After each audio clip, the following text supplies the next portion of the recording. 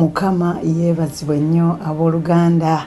Twebaza Katonda atuwadde akaseera kano akalungi era Mukama tumugulumiza kubanga atuteereddewo obudde, atuwadde obudde bulungi nnyo okubeera nga tujja wano okubeera nga tuyiga ku bigambo ebirungi. Luli twayiga ku bufumbo bannange ne tulaba Katonda engeri gye yatukoleramu nga twagala okulaba bannaye tweyambye tutya. Ab'ennaku zino balina engombe egamba nti twebeereremu, tweyambye tutya abooluganda mu bufumbo bwaffe mu maka gaffe. Mwebale okubeera nga mubadde ne Mukama bulungi, mwebale okubeera nga mukuumya amaka bulungi, families zaffe, abaana baffe bannange. Mukama tumwebaza. Kale kyova olaba nti no bwe tujja wano twagala tulabe nga twegaayagaayamu nga twetunulatunulamu, tulaba ate era bwe tutambula okubeera nga tuyongera okutambula mu bulamu nga tweyagala mu maka gaffe, taata ne maama, omukyala n'omwami. Bannaye oluyimba tuluwulidde, olw'oluyimba lwadda naye lukyaliko amafuta. Omusajja oba omukyala yayiyo oluyimba olwo, Mukama akuwa omukisa. Ate era twagala okwebaza bannaye abavubuka abato bw'obalaba embula kalevu nga beewaddeyo okuyimba oluyimba ng'olwo, bannaye tubeebaza. Mwebale okukwatagana awamu. Ekyo kye kifaananyi ekiraga nti muyina kye mulaba mu ekyo, muyina kye mwazuula mu kyama ekyo, era ne mwekuŋŋaanya ne mugamba bannaye tuyimbe ebigambo bino bifulume ate abantu babitegeere. Biyamba nti amaka ga kitiibwa mu kkanisa yaffe okusinga eri omwami n'omukyala, era nga bwe babeera nga baagalana nti nga n'abaana bakola ki? Balaba. Bulijjo tuyiga ebigambo ne tugamba nti nno ffe nga bataata abazadde, taata ne maama abazadde, bye tukola mu maka abaana baffe bayiga, abaana baffe balaba. Naye nga tetunnagenda mu kweyongera okulaba bye twayigako luli. Amaka mu community yaffe bwe gabeera nga gateredde entende nga gali ku musingi gw'obwa Katonda, community etereera, abaana baffe abavubuka balaba ne batereera. Kakati luli twagenda nga tulaba ne tugamba nti teriiyo muntu anoonya muntu wa kuwasa, bafumbiriganwe, anoonya mulabe. Kye nalaba nga Katonda agamba nti bannaye omukwano guno gw'olabiddemu omuntu wo n'omukonektingako bw'oti gwe mukwano gwennyini era ogwasooka era ogutambuza obufumbo ne kaakano. Oyinza okubeera eyo omukyala oba omwami ng'ebigambo bikusobedde n'ogamba yiba naye lwaki bwe sikyateesa na mukyala wange, ne bwe njogerako bwe nti omukyala abeera takkiriza okwagala okwasooka. Omusingi gulina okuddayo ku bwa Katonda. Yagambye olunyiriri olwabirimu njagala oddeyo munnange olusome bulungi mu Befeso 5:21 okubeeragananga nga tetunnakkirira wansi wano, tuyige ku kubeeragana. Mukama ayagala tubeeragane, kugamba ng'omwami naawe osobola okukka n'oteekamu ekitiibwa mukyala wo, omukyala n'obeera ng'okka n'oteekamu ekitiibwa mwami wo, ye respect bwe tubyogera mu Luzungu. Leero twogera Luganda lwennyini lw'owulira, kubanga Mukama ayagala amaka gaffe gabeere wamu, ayagala tubeeragane. Naye bwe twali tulaba ne tugamba ki ekireese embiranye mu maka. Omwami wawasa omukyala wo ng'omwagala era n'olayira n'ogamba mu bulungi ne mu bubi, mu bulwadde nja kubeerangawo. Naye ekibeera kitya nga kituuka ku kaseera nga kano ng'otomanyi na mukyala wo oluusi kimufaako mu maka. Okwata ensawo yo n'oyingira n'omala n'ofuluma, oli bagamba maama gundi ali atya, n'otakula omutwe n'ogamba namuleseeyo nno, namulese alabika yeebase. Okiraba tewamukyekinzeeko naawo. Naye agambye nga tubeeragana. Omanyi otya oba yabadde mu buliri nga mulwadde? Mukyala wo omanyi otya oba yabadde mu buliri nga mulwadde? Omwami wo wamukyekinzeeko ku nkya, ffe baatukuza ne batugamba olukeera ng'ofukamira ng'obuuza omwami.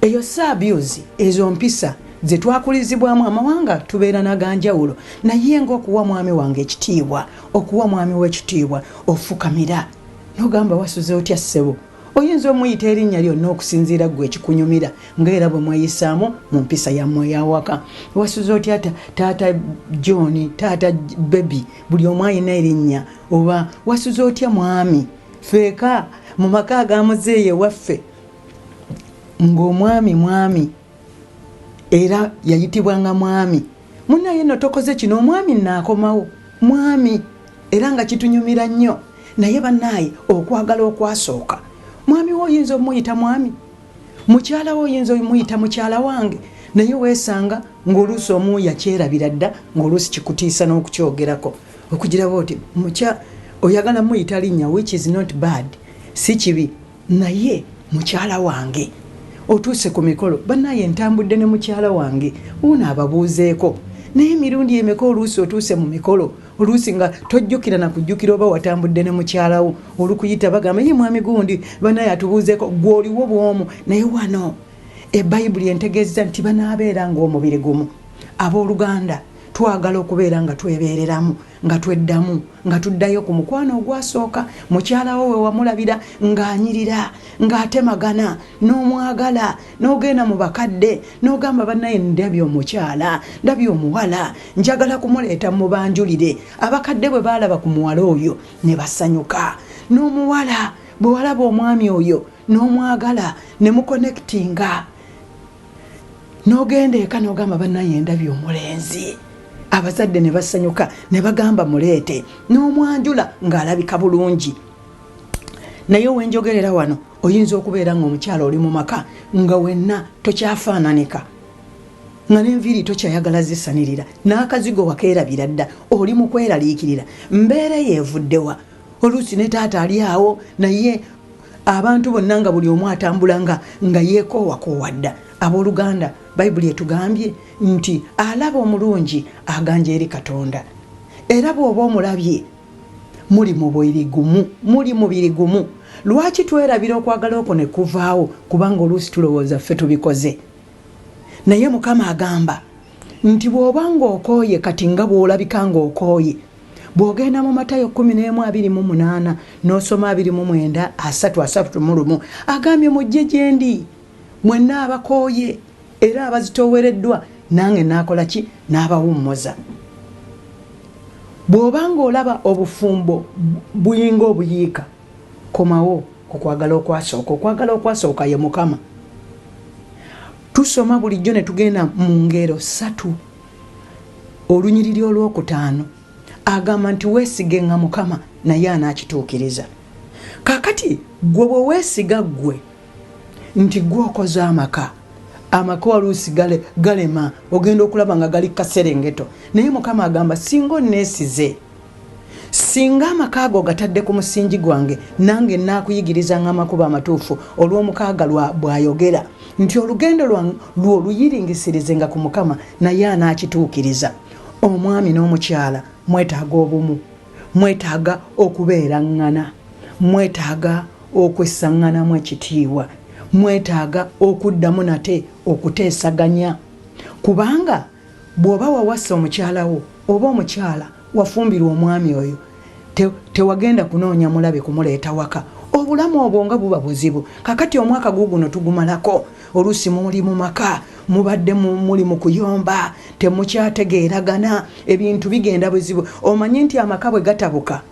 ne pulaani ziggwawo tewaba kukulaakulana kubanga buli omu aba ayiiya kikye omuntu agamba mukyala agamba munnaye omwami takyanfaako kaneeyiyize negulireyo kapuloti nzimba akayumba abaana bange nsobola obbalabirira olaba ekintu ekyo kireeta obulumi bungi nnyo mu maka naye olunaku olwaleero omwami n'omukyala mukyasobola okuteesa nakati akaseera kakyaliwo nga n'omwaka tegunnaggwako era ebimu ku bireeta ebyo singa amaka gaba gatabuse okutuula n'okwogera n'oyogera kiki ekikuluma ku mutima omukyala yakukosaawa mukyala omwami akukosezaawa mu mwaka guno kiki kyatakola ayinza okuba takulabiridde ayinza okubeera ng'ayogera si bulungi ng'ebigambo byayogera oluusi bikumenya omutima omwami omukyala ayinza okubeera nga takuddamu bulungi naye kaakati ensonga ezo bwe ziba zizuuliddwa ezibadde ziremesa amaka ekigenda okuzzaawo amaka ekizimba amaka kwe kutuula. Omwami agambye nti nga muwulirangananga mu kutya Kristo. Oluganda muwulirangananga mubeeragananga kubanga Abaganda bagamba batya nti ezenkanankana tezikola ki olugero lumaleeyo munaaye gwawuliriza. Naye kati tuli ku Katonda agamba nti nga mubeerangananga mwami omukyala waakwagala. Nze kintu kyemanyi kubanga ndi mukyala manyi nti omukyala bwajja okufumba ku 10 kuliko omu oba babiri ababazze okunoonya ebyabwe. Ababazze n'agamba nti omusajja ono kamufumbirwe nve ku lujja. Omulala agamba nti omusajja oyo nga bw'alina ensimbi nze njagala nsimbi. Ku lwange kyemanyi era kyendabye ebweru kyendowooza nti abakyala basinga anoonya omwami anaamwagala anaamufaako gwanaalaba nga mwami we n'amwagala. Era Bayibuli etugambye, sigenda kwogera bigambo byange wabula kansome olunyiriri olwa 22 agambye abakazi muwulire nga babbammwe nga mmwe bwe muwulira Mukama waffe. 23 agambye kubanga omusajja gwe mutwe gwa mukazi we era nga bwe walaba olubiriizi luli Mukama lwe yajjamu era nga Kristo bwali omutwe gw'ekkanisa bwali omulokozi ow'omubiri yennyini. 24 agambye naye nga ekkanisa bwewulira Kristo n'abakazi bwe batyo bawulire nga babba baabwe mu buli kigambo. Naye mwami ssebo katwogeremu ng'otudde awo omukyala ddala asobola okuwulira kubanga bwe tuba ate tuddayo kandabe Mukama bw'agamba nti omwami gubeere omutwe gw'ennyumba. Mukama yakuwa ekirabo yakuwa naye gwe engeri gy'okikozesaamu yegenda okumalirira amaka go okuba obulungi. Bw'obeera omwami gwe muli oyinza okulowooza nti Mukama yakuwa ekyo ekyokuba omutwe kubeera mufuzi kubanga waliwo enjawulo okubeera omufuzi n'okubeera omutwe gw'ennyumba. Omwami ng'ogenda kulabirira amaka go agambye nti mwe abasajja mwagalenga bakazi bammwe ku lunyiriri olwa 25 era nga Kristo bwe yayagala ekkanisa ne yeewaayo ku lwayo. Kugamba Kristo kyageza nti Kristo yeewaayo ye n'atufiirira ffe tusobole okubeera n'obulokozi. Kakati omwami Mukama akusuubira okubeera omwami eyeewaayo olw'amaka ge n'olabirira mukyala wo n'omukuuma okuva nga we wamulaba kubanga wamusanga anyirira ate n'omusukkulumyawo. Era ne bwe mugenda okukyala eka bazadde basanyuka ne bagamba naye olabiridde mwana munno. Ate n'omukyala nga musanyufu n'agamba n'omwami nga musanyufu n'agamba naye nange yandabiridde. Olaba amakaago buli omu nga yeenyumiriza mu munne ago nno ge maka gabeeragana. Kakati wano Katonda atugambye bw'ati mwami yagala mukyala wo. Abakyala baagala nnyo okwagalibwa. Omukyala kyakunoonyamu mwagala. Okwagala kulina ebikolo kulina patisi. Abooluganda mumanyi okwagala nga bwe wayagala omukyala oyo ku ntandikwa nakakati. Omukyala beera ng'oli muwulize ng'oli mugonvu eri mwami wo. Kakati ekigenda okuwanguza kiriwo ekiti buli omu ayinza okugamba nti ani asooka nze omwami wange alabika tanjagala n'amuwulira ntya nga kyolina kyogamba. Mukyala munnange tujja kumaliriza bwe tuti. Nina ebigambo ebisinga byenjogera mbyogera okuva mu experience. Ekigambo ky'oluzungu kivaayo bulungi gye nayitamu mu maka gange nendaba obufumbo nga butandika okunnyumira. Omukyala oli mu maka ofumbiddwa omwami oyo omulaba ng'alinga akuzibuwalidde takulabirira. Bw'obeera ng'ayogerako tayagala kuwulira oba takuwadde budde. Naye omukyala okubeera ku musingi ne weekolera amaka genda otandika okwesiga Katonda.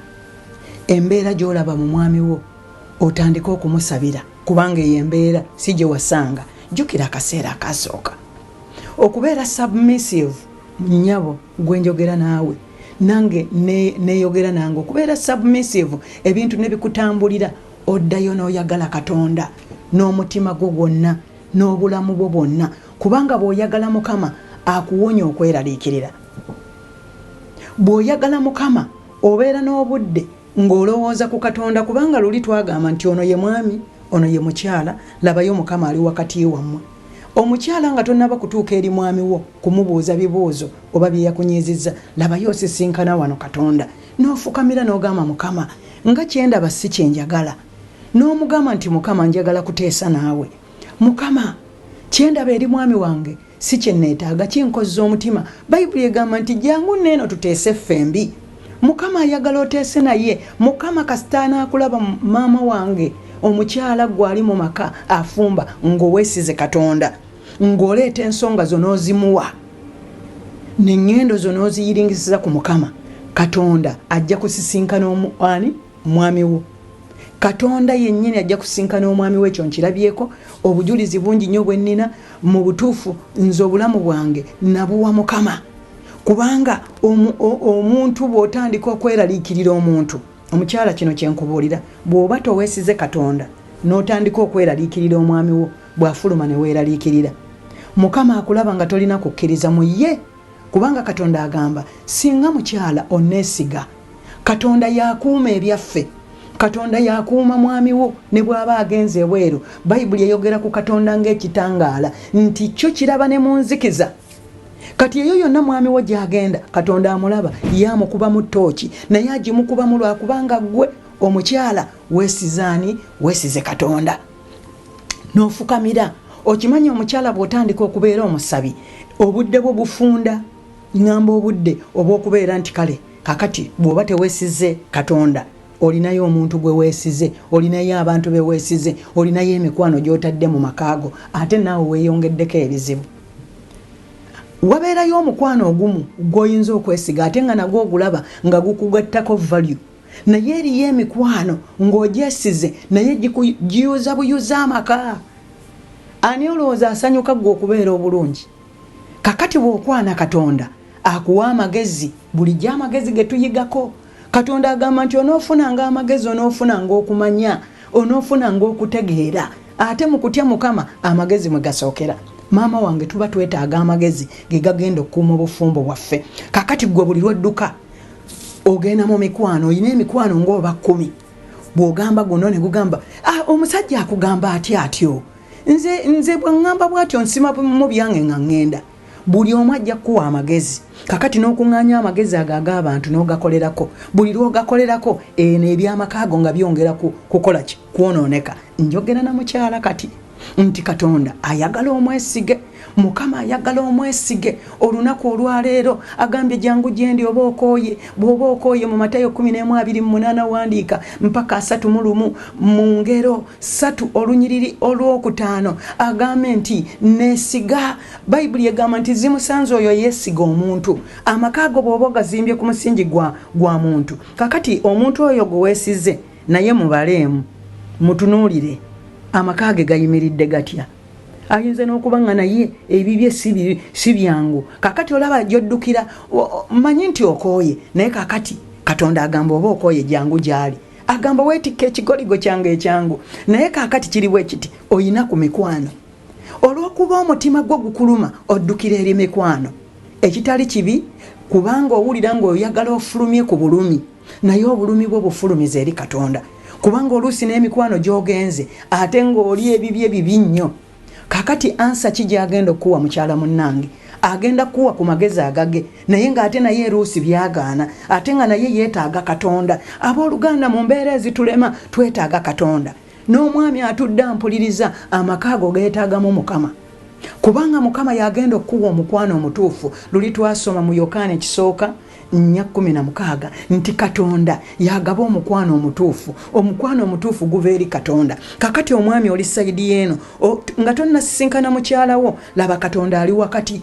N'omugamba Mukama okwagala okwasooka kwalagawa gwogaba omukwano omutuufu mukama nkukowoola jangu ompa omukwano omutuufu mukama akuwa omukwano notandika okuwagala mukyala wo yeetaaga kumwagala bw'okomawo n'omwebaza ku mirimu gy'akoze bw'abeera ng'ayambadde kagoye akalungi n'omusiima n'omugamba hane akagoye ako nkaagadde abamu bayita hane abamu bakola ki nze omugenzi Kawala yampitanga bata so buli omu alina erinnya ampita mukyala wange ampita meeyi ng'ampita ebintu bingi era njagala okubagamba nti mu bufumbo buno omwami bwe mwagala nabw'oyagala mukyalawo n'omukyala n'akuwulira bannayo omukwano ogwo obulungi abaana bayimbye ne bagamba kyekitiibwa mu kkanisa yaffe omwami olaba ku mikolo n'oyambala essuuti y'obulungi n'omukyala n'atisiba gomasi ne mutambula n'abaana bammwe nga babalaba ne balaba taata ne maama nga mutambula mwogera bulungi naye luli twalaba nti bannaye amaka ng'obufumbo abantu tebaagala n'omwami n'omukyala omwami atambuliranga muli ng'omukyala alinga eri omukyala bw'ayagala okwanguwa okusinkana omwami mutambulire wamu ng'omwami ayanguwa omukyala bw'ayagala abeere ng'akukwatako bw'oti oluusi toyagala tonkwatako omukwano we guli owulira nga mwagala mubeere wamu era kyova olaba nti mu bigambo ebisinga byenjogera abooluganda mbawa obujulizi kubanga abammanyi mumanyi ndi mukyala w'omugenzi Pastor Benon Kawala era ntera nnyo bagamba nti bannaye ekintu ekinkuumye kiikino kambaweko obujulizi ekinkuumye memories ndaba ng'omusajja alinga omulamu kubanga ne Bayibuli egamba nti omutukuvu wa Katonda n'ekifaananyi kye tekyerabirwenga ndaba ebintu nga buli ssaawa twalinga tusaaga nga ndaba ebiseera annona ku mulimu era bw'apaakinga wabweru bw'ati nenfuluma mbadde nina mikwano gyange egimu gye nsharingako naye nga bwenva bwe nti ku mulimu nga buli ngeri yaafuba okulaba nga anona ekikye kakati ogwo gwonna mukwano omwami yandaga nga omukwano nga nange nemererwa nti okuwulira omwami alinga bw'atyo era bwe nafulumanga bwe nti nandaba n'asanyuka n'agamba meeyi ezo bazaawule ezo zimaze bazaawule ne mukuba ekigalo naye nankuba ekigalo olaba omukwano ova kukubeera nti no wawasa omuntu naye ne mufuuka ekintu ekyewuunyisa omukwano ng'owulira nga munno oyagala obeere naye era ebiseera ebisinga nga bw'aba agenda ku mukolo agamba meeyi yambala tugende oba ku kanisa gindi tugende wa pasita gundi nga njagala ku lusegere wano ate nga nange kyenjagala bannaye omukwano ogwo era obujulizi bwe nnina nti kinkuumye muli nze nandibadde kwegamba abantu abamu bafiirwa omuntu nga tayagala nakujjukira nga tayagala nakumanya kubanga yayitanga mu mbeera nzibu mu maka naye kwegamba ebintu byendaba ndaba ebintu birungi novaayo nagamba meeyi olidde emmere olidde ekyokulya oluusi talinda nakulinda nze mugamba nti bannaye enjala ennuma aba yagenze edda n'agula akamere n'akaleeta era nzijukira kimu ekyansesanga ng'agenda n'aleeta akamere oyo musumba omugenzi Kawala n'aleeta akamere oluusi bw'aleeta akamere nze nga saagala nnyo nkoko era nga saagala nnyo mmere ejjudde nnyo naye bwe yaleetanga akakoko kubanga ye ng'ajagala bwe yaleetanga ebifyawo n'embirya nantunulya n'agamba meeyi mukyala wange akoko ekuwuumedde kakati ng'amangu agafuluma ng'addayo aleeta ebifyo ebirala kati bwe yaleetanga ebifyo ebyo ebirala nembitunulira bwe nti nga bingi nagamba kati mukyala wange agamba neefuumudde kwegamba obulamu obwo ngenda kwegamba ndaba bulabi obulamu obwo kwegamba mpulira muli essanyu ate ngenda nempulira essanyu ekisinga obutankaabya amaziga mu mutima gwange neŋŋamba mukama weebala okunnyamba okubeera nga nawuliranga omwami ono ekyo nakyo kinzizaamu amaanyi kakati mukyala munnange olunaku olwaleero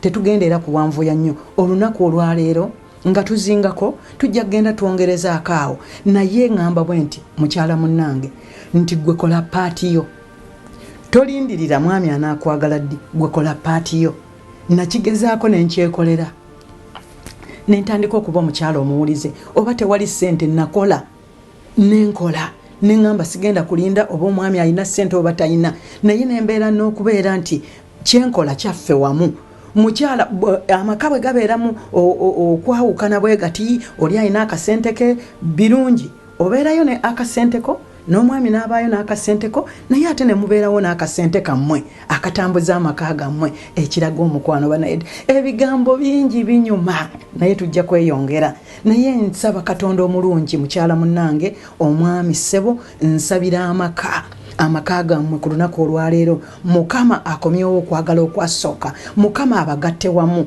Mukama abawo okuteesa olwaleero kisobokera ddala Mukama nkusaba oyingire mu maka g'omwami oyo n'omukyala omwoyo omutukuvu obalungamye bayiringisize olugendo lwabwe kuggwe Mukama bakwesige bafune okuteesa nnyabo ne ssebo nga temunnayingira mu mwaka omujja nsaba ekisa kya Katonda kibeere nammwe kubanga ekisa kya Katonda weekiri era kibanyweza era kibawambaatira n'abaana bammwe balabe omukisa mu nsi eno ey'abalamu mu linnya erya Mukama waffe Yesu Kristo.